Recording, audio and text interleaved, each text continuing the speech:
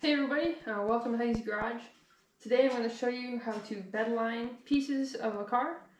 These here are fenders for a Jeep. They have some rust already on them, so I'm going to show you how to clean up the rust and prep them and spray bedliner on them. I know a lot of people want to do this and they don't know how to quite do it on their vehicles. So I'm going to show you how to do that and how to do it the most efficient way that I've found. So let's get started on these. The first step we're going to do is we're going to find all the rust on them and wire wheel them. And then we're going to probably coat these in an epoxy primer. Also we're going to wash them, get all this stuff off after we sand them and wire wheel them. And then we'll go ahead and spray our bed liner on them and then do any of the finished work we need to do with them. So, let's get started.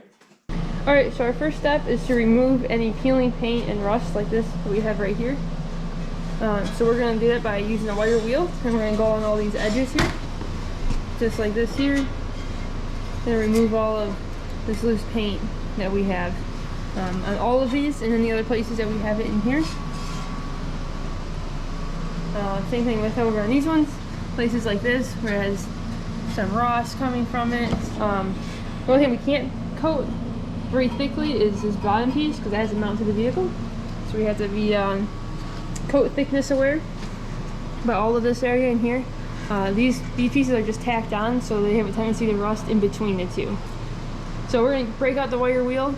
I use a pretty aggressive one. I'll show you here in a minute. So this is the wire wheel I use. It's a Makita wire wheel. I like to use my DeWalt tools.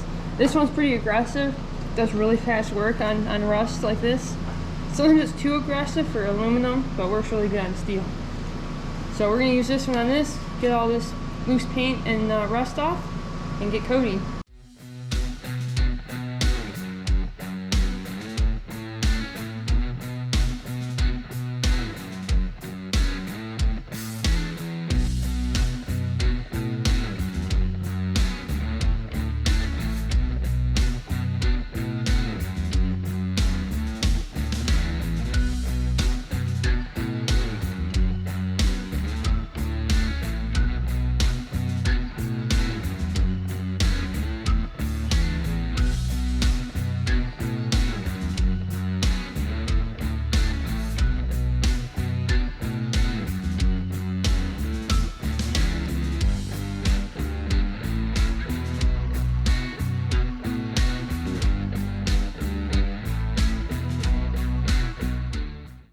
Okay, now that you've ground the pieces down, and you got most of the loose rust and paint off, we are going to go ahead and wash them.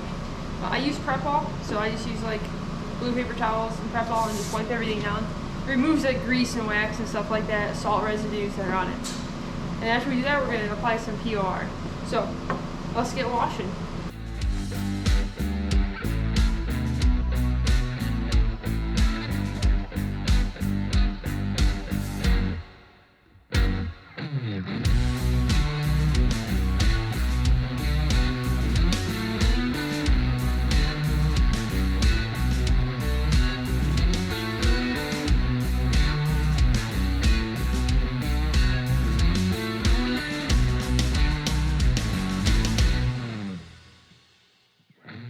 Okay, so we washed them. We're gonna let them dry. It'll take a little bit for this to dry on it, evaporate. And then we're gonna go ahead and apply our POR to any rusty spots, and then let that dry for a while. All right, so all of our stuff is dry now. We are going to go ahead and apply some POR to it. So this is what I use. It's called POR 15. I like it a lot. It seems to work very well, mostly in the rusty areas, so like any place that has a lot of rust scale, I'm going to apply it. It does not stick well to bare metal. So anywhere that has like scale rust that you've chipped off, you can apply it. I am going to apply a little bit, probably will overlap onto some of the bare metal, but I try not to, so then we'll go through and just lightly sand it off. But this stuff works really good. So it's called POR 15, which stands for paint over rust. And it's probably some of the best stuff out there. So we're going to go ahead and apply that, and to do that, we'll open the can. I shook it some. I'll probably mix it with a mixer. And I just use these foam like brushes, and I just apply a thin coat over. It's pretty liquidy, you know, pretty runny. It's not very thick. So a nice thin coat over everything. And then you let it dry. I let it dry for 2-3 hours before I coat it to make sure off gas is well enough. POR recommends like 2 to 6 hours. Probably depends on your coating and how warm it is. I try to coat in about like 60 degrees, 60 to 80 degrees. Seems to be the best temperature for coatings. But alright, we're going to go ahead and get started. We're going to apply it on these and show you guys how to do that.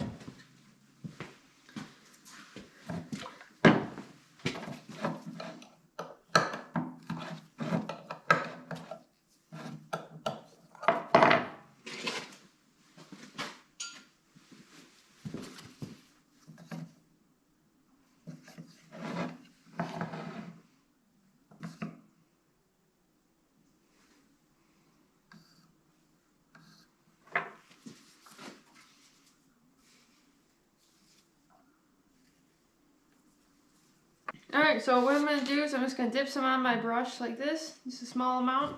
And up in here where there's a lot of rust, I think we're going to flip this around so you guys can see better.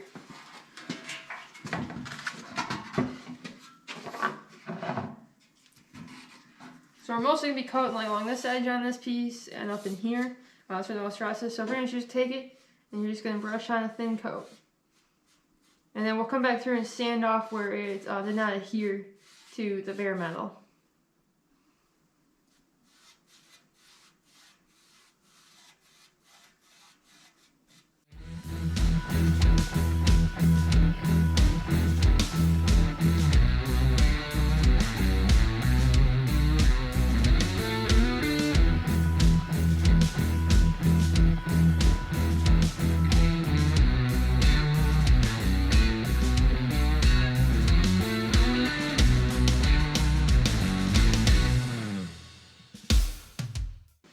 Alright, so we have everything coated. We're going to let this dry for 2, 3, 4 hours until it's cured up enough that we can sand it.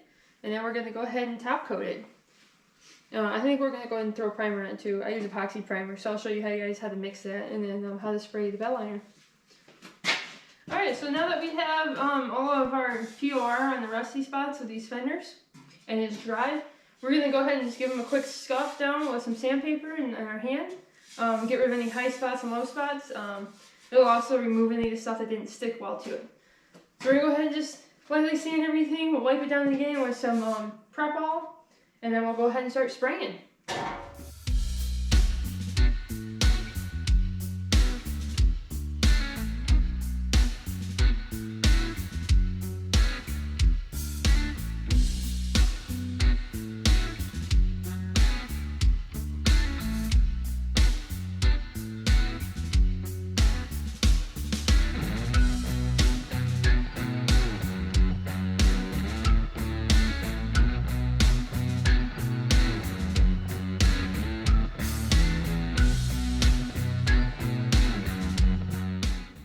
Alright, so now that we got these all wiped down, we are going to go ahead and mix up some epoxy primer. I'll show you guys which one I use. I really like it. It's pretty inexpensive, especially if you're doing projects like these, where it's like, you're just putting bed liner over it and using the epoxy is going to seal it and hold up well, but doesn't give you like the perfect finish. So I'll show you what I use, how I mix it, and then we're going to go ahead and spray these, let them dry, and then we'll put our coat of bed liner on it. Alright, so the epoxy primer that I use is the Speedo Coat. It's got the T-Rex or something on it. Yeah, T-Rex protective coatings. It works really good. It's pretty inexpensive usually for a gallon of it. It's great for doing stuff like this. It lays down decent. You can mix it pretty thick, you can mix it pretty thin. Whatever suits you for what you're spraying. It sprays really good out of the guns I've used. So we're going to mix this up. This is, I think, 4-to-1. Let me see here. Yeah, 4-to-1 mixing ratio. So super simple. Throw it in there, throw in your catalyst, mix it up, and then start spraying it.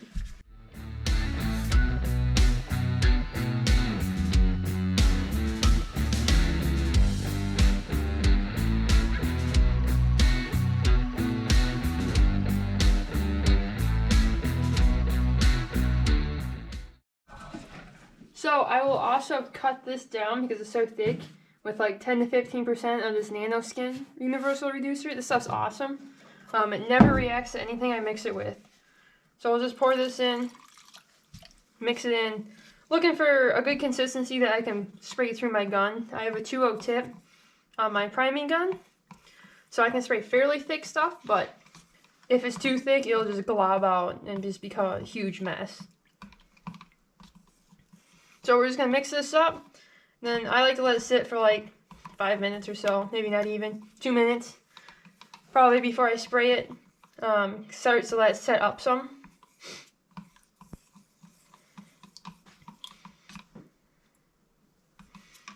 A little bit more. So when you cut it down, you end up with more material than you started off with, obviously.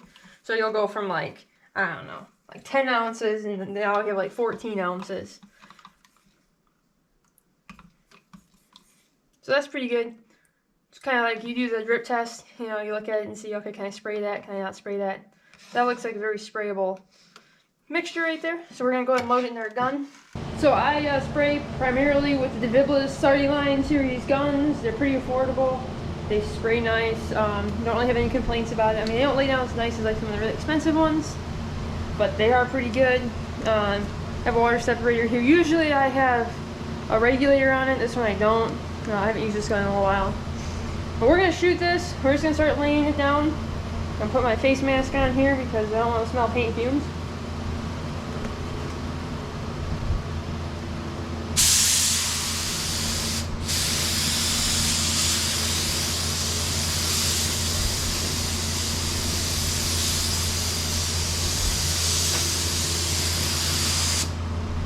You're just going to do nice thin layers on, just like that. Nice fan out.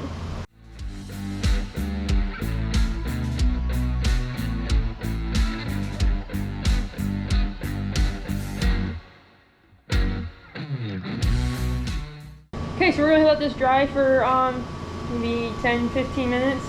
Then we're going to put another coat on, then we'll flip them and do 2 coats on the back. This stuff has pretty good pot life in your paint gun, so you can leave it in there for a little while up in this. But it dries pretty fast once it's sprayed. Really thin coats, that's what you want. This is a primer sealer, so we're going to let this dry. We'll be back out here in a few. We're going to go ahead and blow our second coat on here real quick. So we're just going to do another light coat just like we did before.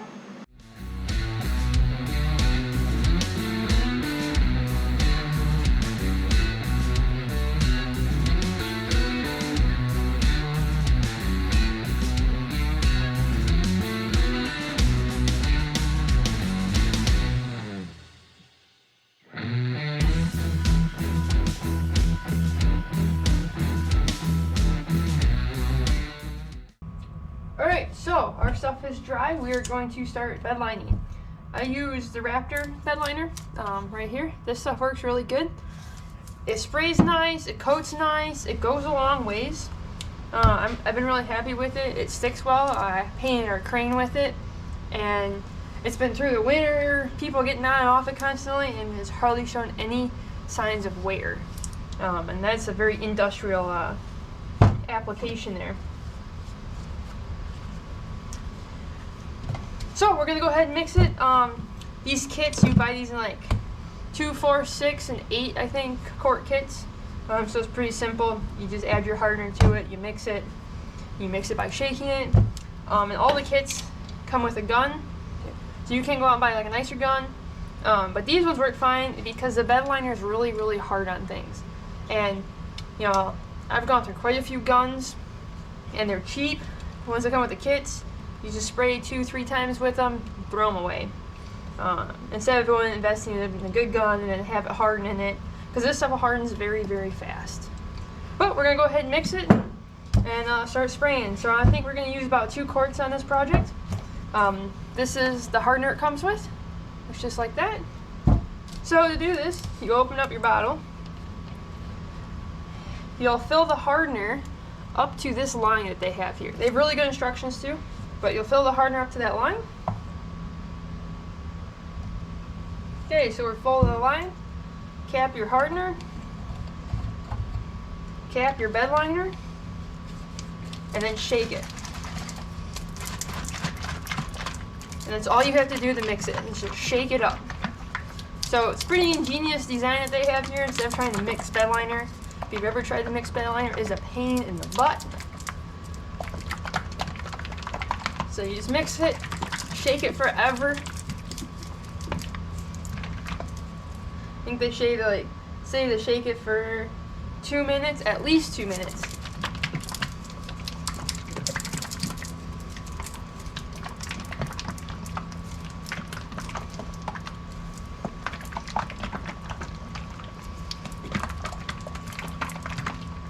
Alright, so this is our gun. I usually spray about 60 psi, 40 to 60 psi. Seems to be the sweet spot. We're going to go ahead and attach it to our bottle. So what we're going to do is we are going to take the lid off.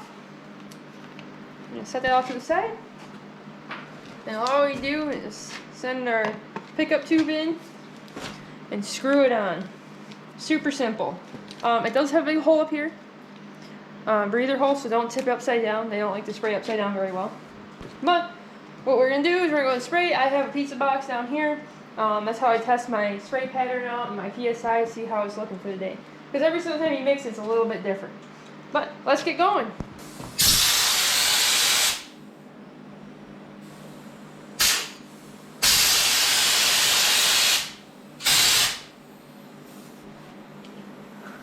Okay, so when you're spraying this, you're just going to put a nice light coat on, just like this.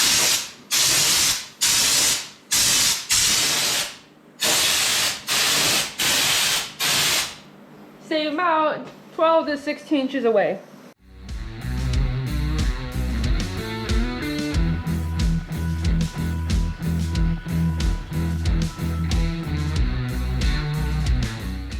Okay, so we're going to let this dry for a few minutes until it tacks up. Then we're going to lay a second coat on it.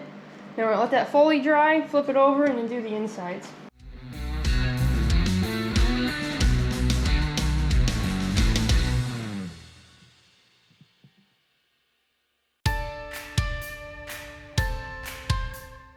Alright, so we have them flipped over, as you can see here.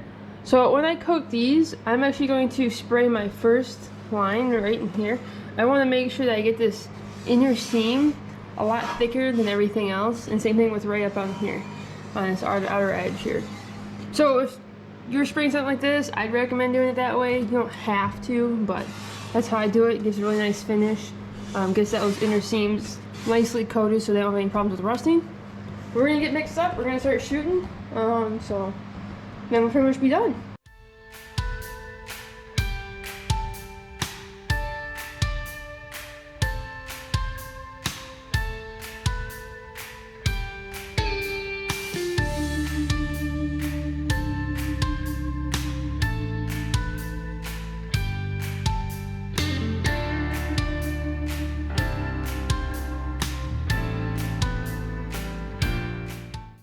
Alright, and that is how you spray bed liner and how to prep for it. It's pretty simple, pretty straightforward. It's pretty hard to mess up. So if you're thinking about doing it, I highly recommend trying it. It's not that expensive. It's a lot cheaper than having somebody else do it for you. It's kind of fun. It's a good skill to have. But yeah, this is about the finish you're going to get. You can make it smoother by thinning it out and doing a higher pressure or a lower pressure, or changing things. But I like this kind of finish. Looks like bed liner, makes it look tough. So, hey, thanks for watching. I'll see you guys next time.